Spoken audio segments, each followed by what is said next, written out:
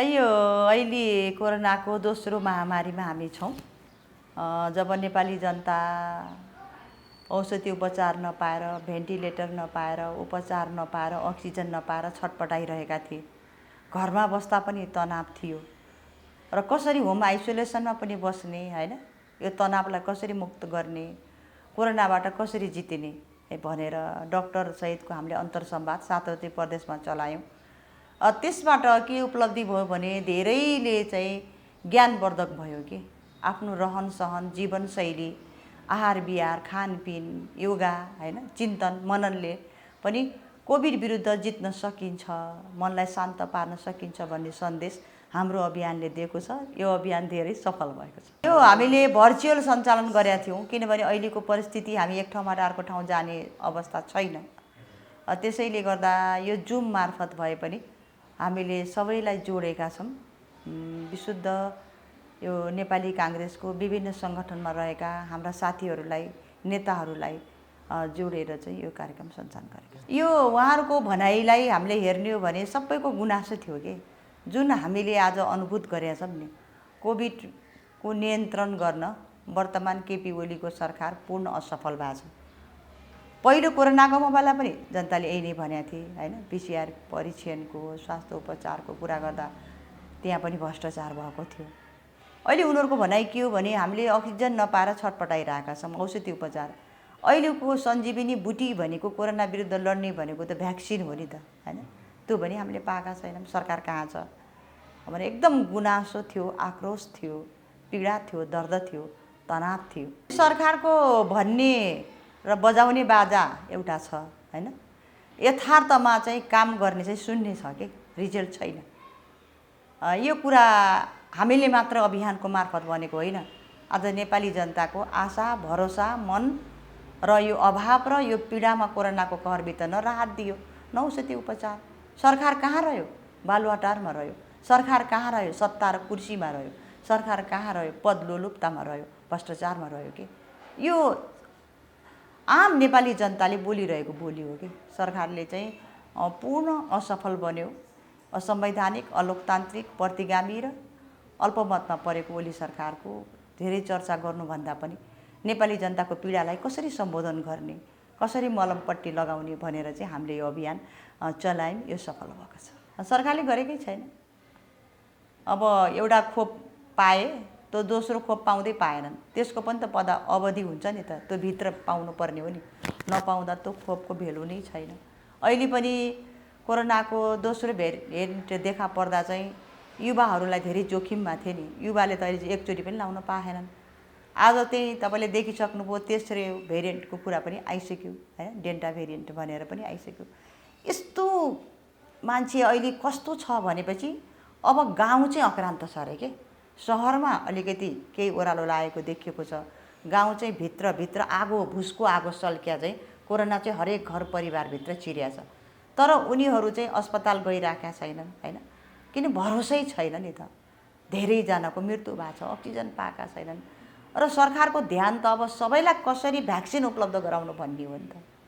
त्यो खालको नहुँदा चाहिँ यो कोरोनाको महामारीको महाव्याधि चाहिँ हरेक घरभित्र गाउँ चाहिँ छिरेको छ। हामीले सरकारको त्यहाँ पुरै भएन। हामीले 3 जना डाक्टर लगेको थियौँ।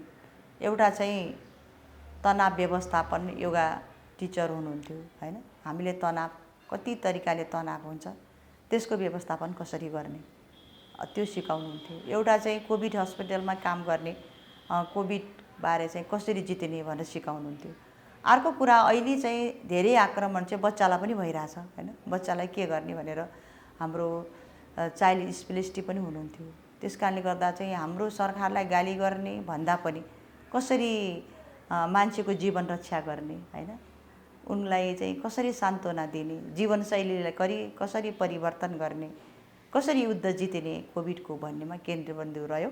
त्यो क्रममा चाहिँ जति सहभागी रहनुभयो, सहभागीका केही गुनासा र आक्रोश चाहिँ सरकारतर्फ पनि थिए।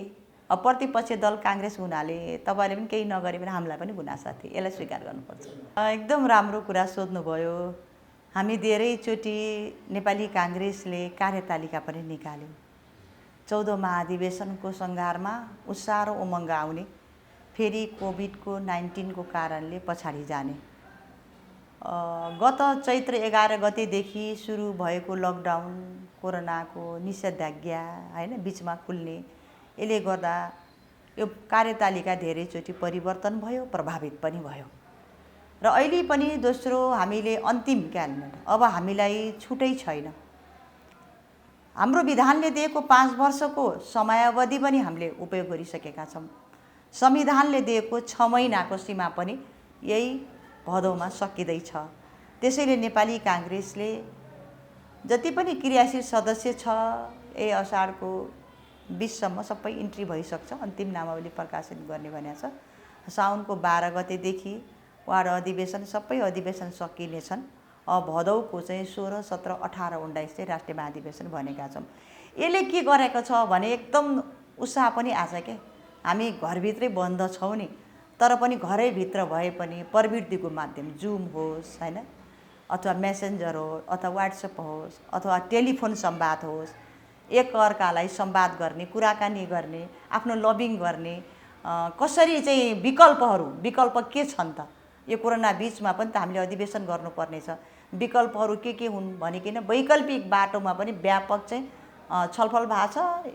भर्चुअल मिटिङहरू चाहिँ एकदम द्रुत गतिमा चाहिँ भइरहेका छन्। यसले चाहिँ एक प्रकारको चाहिँ उत्साह पनि थपेको छ।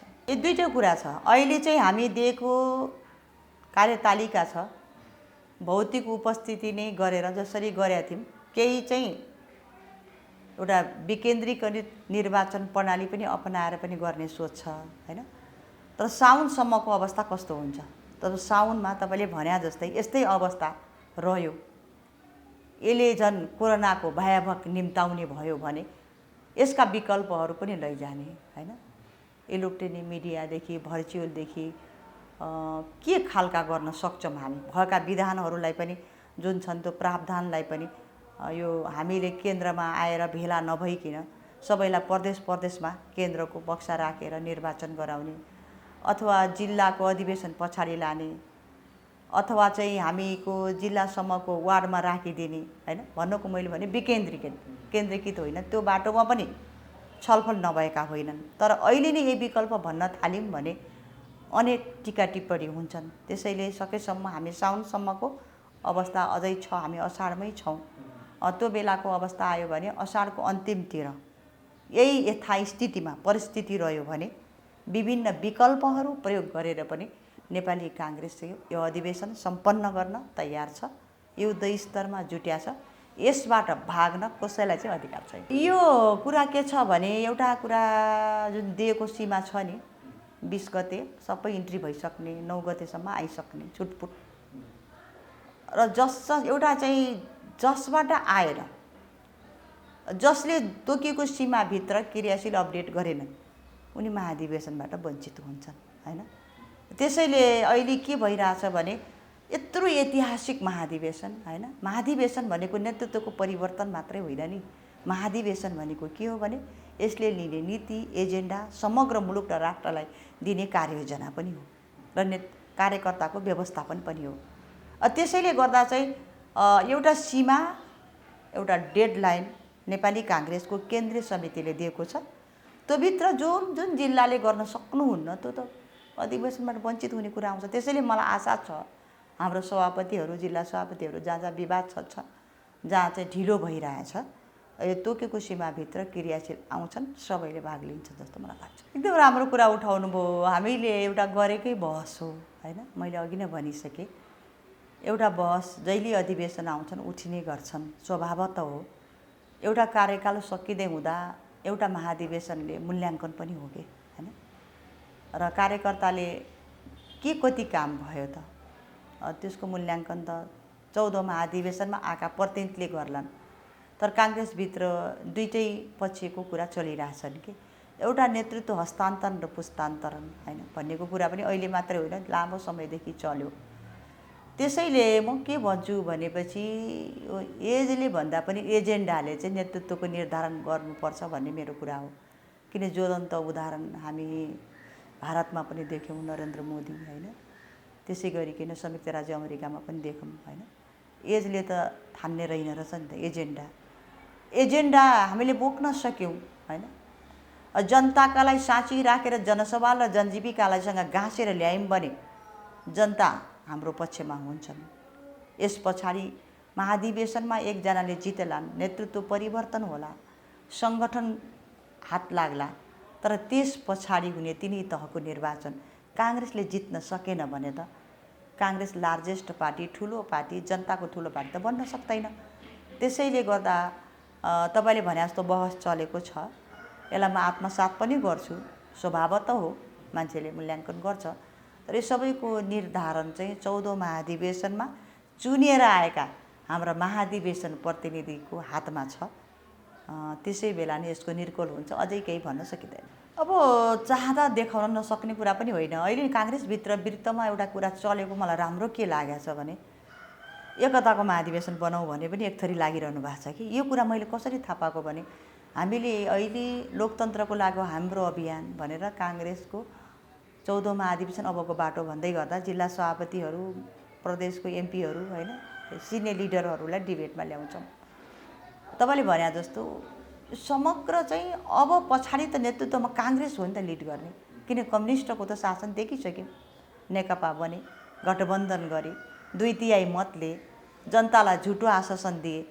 आज फेरि के भयो, नेकपा एमाले भए, फेरि माओवादी बने, एमाले भित्र पनि द्वन्द्व भयो, 2 चोटि संसद भङ्ग भयो, संविधान विपरीत र लोकतन्त्र गणतन्त्र विपरीत हुँदा आज नेपाल कहाँ उभियो भने फेरि 62, 63 र 46 सालको परिवर्तनमा काङ्ग्रेस अपरिहार्य रहेछ भनेर त गठबन्धनमा लेफ्ट विचारधारा पनि अन्य विचारधारा पनि काङ्ग्रेस मध्यमार्गी पार्टीको नेतृत्वमा हिँडिरहेछन् कि।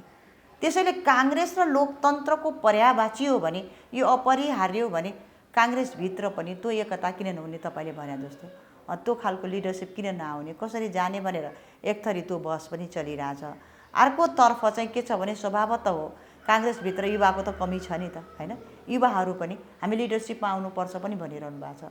त्यसैले गर्दा यो काङ्ग्रेसको मलाई लाग्छ 14औं महाधिवेशन चाहे युवा पिँढी होस्, चाहे महिला होस् हैन, चाहे हाम्रा पुराना आदरणीय नेता हुन्, सबैको चाहिँ मिश्रण आउँछ जस्तो लाग्छ। सकेसम्म चाहिँ एकताको बनाउनुपर्छ यो अवस्थामा भन्ने कुरा पनि नआएको छ। धेरै जिल्ला सभापतिहरूले यो हाम्रो डिबेटमा उठाएको एजेन्डा हो, मलाई हिजो पनि भनिरहनु भएको छ, भोलि पनि हामी बोल्छौँ। एक थरी चाहिँ त्यो मुद्दा पनि बोक्नु भएको छ, पार्टी बचाउने हो हैन भनिरहनु भएको छ। एक थरी चाहिँ लोकतन्त्रभित्र प्रतिस्पर्धा हो नि त कसौटी भनेको। प्रतिस्पर्धाबाट किन पछाडि जो कार्यकर्ताले जसलाई रुचाउँछ त्यही नै हो, महाधिवेशन त गर्नै पर्छ, प्रतिस्पर्धै हुनुपर्छ पनि भनिरहनु भएको छ। लोकतन्त्रको सुन्दर पक्ष प्रतिस्पर्धा नै हो, तर पनि हामी सबैको ध्यान एकता भन्दै गयौँ भने त्यसले पनि एउटा हैन आकार लिन्छ कि। यही कुराको पनि हामीलाई चिन्ता र चासो के हो भने अब लोकतान्त्रिक पार्टीभित्र धेरै सभापतिको आकाङ्क्षी, पदाधिकारीको आकाङ्क्षी हुनु स्वाभाविकै हो। अधिवेशन त्यस्तो प्रक्रिया हो जसले आफूलाई नेतृत्वमा उभ्याउन पाउने अधिकार पनि हो कि हरेकलाई अधिकार छ। तर हरेकलाई अधिकार र लोकतान्त्रिक पार्टीभित्र हामीलाई डर पनि के छ भने सबैजना प्रतिस्पर्धा गर्ने हैन, जितिने त एउटैले हो नि त। जितिसके पछाडि तत्काल स्थानीय निर्वाचन संविधान त हुने हो भने पनि आइ नै सकेको छ। त्यसपछि सङ्घको प्रदेशको निर्वाचन पनि हामीले फेस गर्नुपर्ने छ। त्यसको असर नपरोस् भनेर एक थरी साथीहरू एकता पनि भनिरहनु भएको छ। यसले राम्रै पक्ष पनि हो, तर कसरी जान्छ यो छलफलले एउटा आकार लिन चाहिँ बाँकी छ। मैले त एउटा एजेन्डा नै छलफलमा ल्याइ पनि सकेको छु। अब छिटै किताब पनि पब्लिस गर्न खोजेको छु। अहिले छलफलले जो मेरो किताब जुनमा म लेखिरहेको छु त्यसैमा डिबेटमा पनि ल्याएको छु। नेपाली काङ्ग्रेसको अबको बाटो र मार्गचित्र के हुने तपाईँले भने जस्तो, जसले जनताले हामीलाई विश्वस्त गरौँ। पहिलो नै हाम्रो बाटो भनेको मान्छेको बाँच्न पाउने अधिकार रहेछ कि हैन। यो भनेको यावत समस्याहरूको बिच र कोभिडको बिचमा सबभन्दा पहिला कोभिडको महामारीबाट जनताको जीव ज्यानको सुरक्षा र जीवन रक्षा, उनको जीविकोपार्जन हैन, उनको राहत हैन, यो चाहिँ पहिलो हाम्रो एजेन्डा बन्नुपर्छ। दोस्रो एजेन्डा भनेको यो सबै कुराको प्राप्ति त लोकतन्त्रभित्र हुन्छ नि त हैन। लोकतन्त्र र संविधानको रक्षा पनि आजको अपरिहार्यता दोस्रो एजेन्डा बनाउनु पर्छ जस्तो मलाई लाग्छ। तेस्रो आजको एजेन्डा भनेको के छ भनेपछि यो हामी अहिले प्रतिपक्षमा छौँ। तपाईँले भने जस्तो समयले के हुनसक्छ, यो अदालतको निर्णयले सत्तापक्ष पनि हुनसक्छ, प्रतिपक्ष पनि हुनसक्छ। चाहे हामी प्रतिपक्षमा हौँ चाहे चाहिँ सत्तापक्षमा हौँ, यो हाम्रो एजेन्डा के छ भने जनताको जनसवाल र जनजीविका, यसलाई पनि हामीले बुझ्नु पर्यो कि त्यो चाहिँ जनताको मुद्दा, जनताको सवाल, जनतासँगको सम्बन्धलाई चाहिँ कसरी काङ्ग्रेसले लैजान्छ त, त्यो कुरालाई पनि हामीले मुद्दा बनाउनुपर्छ। चौथो हाम्रो मुद्दा भनेको के बनाउनुपर्छ जस्तो हामीलाई लागेको छ भने पछाडि अहिले हेर्दा के छ, सबैले उठाएको एजेन्डाको हैन, नीति र विधिमा चाहिँ पार्टी चल्नु पर्यो, विधि र नीतिमा आधारित आजको काङ्ग्रेस भनिराख्नु भएको छ हैन। नीति र विधि ब्याडमा चाहिँ काङ्ग्रेस उभिनु पर्यो भनेका छन्। त्यसैले नीति र विधिमा विधान सम्बद्ध हिँडाउने बाटोमा चाहिँ हामीले हिँड्यौँ भने मात्रै लोकतान्त्रिक पार्टी हामी बन्न सक्छौँ, त्यो पनि हाम्रो हो। र ज्वलन्त सबैतर्फ उठेको कुरा चाहिँ के छ भने अहिलेको चाहिँ यो कार्यकर्ताको मूल्याङ्कन पनि भइरहेको छैन के, right man in right place, ठिक मान्छेलाई ठिक जिम्मेवारी हामीले नदिँदा असन्तुष्टि बढेको छ। त्यो खालको काङ्ग्रेस आजको अवस्था हो। र धेरै यो कमजोरी देखिया के छ भने नीति, नेतृत्व र नेताबीच चाहिँ तालमेल भएन क्या हाम्रोमा। त्यसले गर्दा तपाईँलाई पनि कहिलेकाहीँ पत्रकारलाई लेख्न पनि दुविधा हुन्छ होइन, कुन चाहिँ अधिकारीको, हाम्रै पनि न्युज आइरहेको हुन्छ लेख्ने कि सभापतिको आइरहन्छ, महामन्त्रीको आइरहन्छ, हरेक लिडरलाई, हुन त हामी डेमोक्रेट पार्टी हो होइन, हरेकलाई विचारको स्वतन्त्रता पनि छ, तर पनि नीति नेतृत्व बिचमा तालमेल नहुँदा चाहिँ अबको के हो भन्ने पनि लाग्छ। त्यसैले आजको आवश्यकता अतीत हाम्रो एकदम सुन्दर छ होइन। हामी लोकतान्त्रिक पार्टी 2003 सालदेखिको 7 सालदेखिको क्रान्तिसम्म अहिलेसम्म पनि सबैको चाहिँ नेतृत्व लिनुपर्ने अवस्थामा उभिएका छौँ। तर पनि अतीत र भविष्यमुखी भन्दा पनि वर्तमानमुखी काङ्ग्रेसले मात्रै समग्र चुनौतीलाई झेल्न सक्छ भनेर थुप्रै 12-15वटा हामी एजेन्डामा डिबेट पनि गराइरहेछौँ। र काङ्ग्रेसको चाहिँ सबभन्दा मूल स्रोत भनेको प्रजातान्त्रिक समाजवादबाट समग्र मुलुकको आर्थिक, सामाजिक, राजनीतिक, सांस्कृतिक पक्षको रूपान्तरण काङ्ग्रेसको अबको बाटो हो। त्यो बाटोभित्र हिँड्दै गर्दा पछिल्लो कालमा के आएछ भने राष्ट्रिय एकता, राष्ट्रिय स्वाधीनता होइन र राष्ट्रिय अखण्डतामाथि बार बार प्रहार भयो कम्युनिस्ट जाँदा। यिनीहरूको राष्ट्रवाद खोक्रो राष्ट्रवादमा रूपान्तरण भयो पछिल्लो कालमा होइन। नेपाल कस्तो भयो भनेपछि एकदम चलखेल भयो के, विदेशी चलखेलको मैदान पनि त बन्न पुग्यो नि होइन। धेरै डिटर्मिनेसन चाहिँ हुन थाल्यो। त्यसैले गर्दा अस्ति एउटा चाहिँ चर्चाको विषय पनि भयो, पूर्व प्रधानमन्त्रीले के भन्नुभयो, वक्तव्य निकाल्नुभयो नि त होइन, निक्लियो नि त। किनभने यो मुलुकको स्वाधीनता, सार्वभौमसत्ता, यो अखण्डता त मेरो प्राणभन्दा प्यारो छ नि त, यसलाई खेल्ने अधिकार त अरूलाई छैन। यसले के देखायो भनेपछि मुलुकको राष्ट्रियता र राष्ट्रिय अखण्डता बढाउनको लागि पार्टीभन्दा एक कदम माथि उठ्नुपर्छ, राष्ट्र र जनता र राष्ट्रियताको बारेमा सोच्नुपर्छ भन्ने कुराको एक प्रकारको चाहिँ गठबन्धन पनि भइरहेछ। त्यसैको अभिव्यक्ति पनि अस्ति आयो। यो खालको परिस्थितिको सबैको अधिवेशनमा काङ्ग्रेसले आफ्नो एजेन्डा, नीति र कार्यक्रम त ल्याउँछ नि त, पत्याको कुरा होइन। यो के रहेछ भने जनता चाहिँ कसैका हुँदैनन् होइन। यो लामो समयसम्म काङ्ग्रेसलाई सत्ता त हामीले ल्यायौँ नि त, तर पछिल्लो कालमा जब माओवादी र एमालेको गठबन्धन भयो, अपवित्र गठबन्धन भन्छु म पनि अहिले, त्यो अपवित्र गठबन्धन के थियो, राष्ट्र र जनताको लागि थिएन। दुईटा पार्टी बन्दै गर्दा स्वभावतः एउटै ठाउँमा उभिँदै गर्दा मत त प्रभावित भयो। तर पनि हाम्रो तपाईँले देख्नुभयो समानुपातिकको मत चाहिँ लोकप्रिय मत छ के।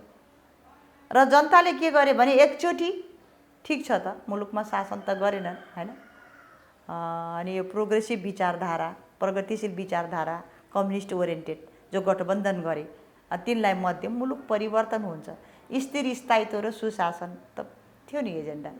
अस्थिरता भयो होइन, भ्रष्टाचार मौलायो, समृद्धि त कहाँ कहाँ गयो, मन्त्रीहरूको बोलीमा मात्र निर्भर भयो के, त कुनै कुरा त पुरा भएन नि त।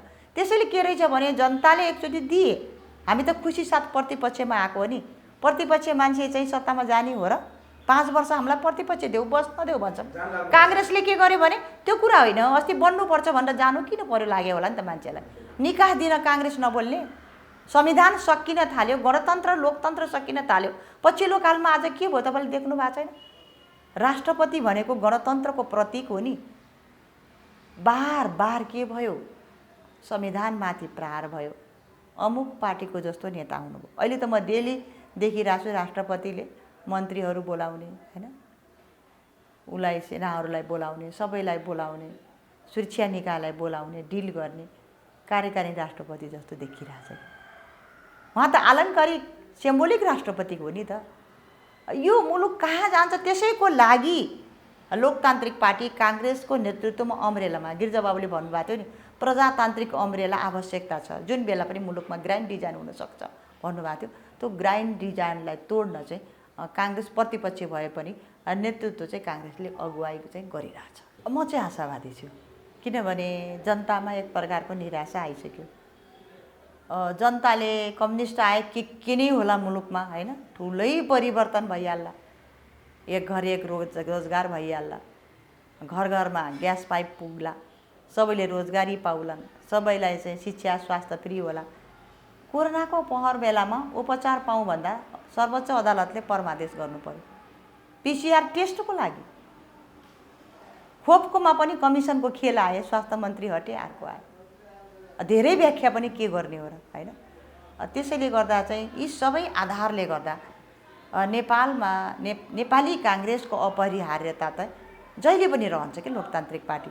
त्यसैले अब यो मुलुकलाई परिवर्तन र जनताको लागि र अहिलेको वर्तमान अस्थिर राजनीति र आक्रमणले र जुन जनताले चाहिँ केही न्याय नपाएको अवस्था, जताकतै आक्रमण भएको छ नि त, होइन। मूल्य मान्यता संविधान केही पनि रहेन, अब नयाँ चिराबाट जानुपर्ने अवस्थामा आइसक्यो के। त्यसैले यी सबै आधारले गर्दा नेपाली जनता काङ्ग्रेसतर्फ हेरेका छन्।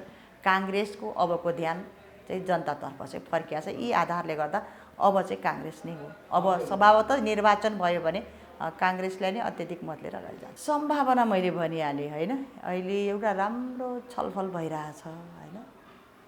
हामी पनि नेतृत्वमा आउनुपर्छ भनेका छौँ। मैले चाहिँ एउटा अभियान पहिलादेखि चलाइ पनि के राखेको छु भने नेपाली काङ्ग्रेसको विधान समावेशी छ, होइन। सबैलाई समावेशी त बनायो, त्यो समावेशी के गर्यो भने प्रतिनिधित्व मात्रै गरायो कि नेतृत्व गराएन। र समग्र म महिला भएको कारणले गर्दा 13औं महाधिवेशनले महिलाको प्रतिनिधित्व चाहिँ हात बढ्ने भयो, जात जातिको प्रतिनिधित्व बढ्ने भयो, त नेतृत्वमा कोही पुग्न भएनन् के। हामी इन्क्लुसिभ डेमोक्रेसीको अभ्यास गरिरहेको बेलामा समावेशी लिडरसिप पनि चाहिन्छ, होइन। युवाहरू चाहियो, तरुणहरू चाहियो, महिला चाहियो, दलित आदिवासी जनजाति एउटा चाहिँ क्लस्टरमा मात्रै सीमित पारेको छ, होइन। र यो पालि चाहिँ धेरै लिडरहरू तपाईँले भने जस्तो एकदम आउँछन्, रोकेर रोकिँदैनन्। विधान पनि त्यही खालको छ, नेतृत्वमा प्रतिस्पर्धा गरेर पनि आउने सोच चाहिँ सबैले बनाएको छ जस्तो मलाई लाग्छ। एकदम यो कस्तो काङ्ग्रेस भन्नको मतलब चाहिँ जनताको भावना र मर्मलाई बुझ्ने काङ्ग्रेस, होइन। कसको नेतृत्व भनेको त नेतृत्व नीतिमा आधारित र विधिमा आधारित हुन्छ नि। विधि र नीतिमा हिँड्ने नेतृत्व सक्षम, सबल, कर्मशील, सङ्गठनशील, वैचारिक, राष्ट्रिय राजनीतिमा पनि चाहिँ सबैलाई प्रभाव पारेर हिँडाउन सक्ने नेतृत्व चाहिँ आजको आवश्यकता हो।